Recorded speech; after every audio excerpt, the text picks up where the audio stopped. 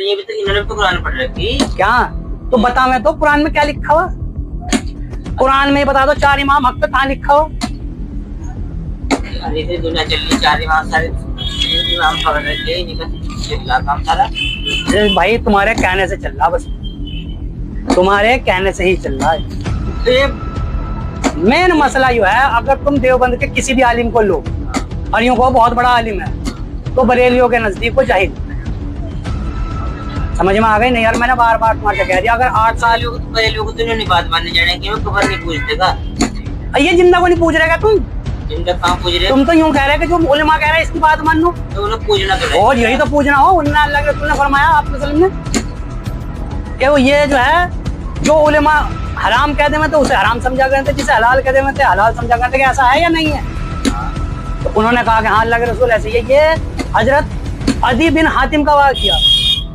हजरत अदी बिन हातिम जो थे वो पहले ईसाई थे, तब उन्होंने ये बात पूछी। तो आप ने फरमाया कि अदी, क्या तुम्हारे उलेमा जो हलाल कहा करते तुम उसे हलाल मानना करो थे या नहीं? कि हाँ। कि जो तुम्हारे उलेमा हराम कहा करते उसे हराम मानना थे या नहीं? हाँ। कि फिर यही तो उनका पूछना, यही तो खुदा बनाना हो। इसके बारे में तो एक वहाँ के पाकिस्तान के वो हैं भाई, आलिम नहीं कह सकते, स्कॉलर है वो, इंजीनियर मोहम्मद अली मिर्जा।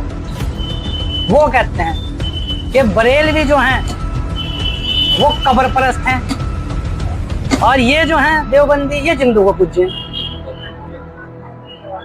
एक अकाबिर परस्त है, एक मकाबिर परस्त है, इस तरह करके ये अपने अकाबिरों को पूज रहे, वो कब्रों को पूज रहे।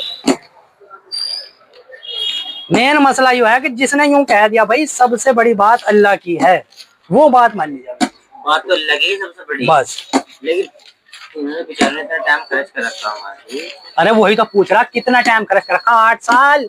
बार बार इसी को तो रो रहे हम भी। 8 साल तो मौलवी के। अच्छा, उससे पहले तो कई साल कुरान पढ़ने में लग जा, कैसा पर पढ़ने में लग जा। अच्छा, फिर कितने साल लग जाए?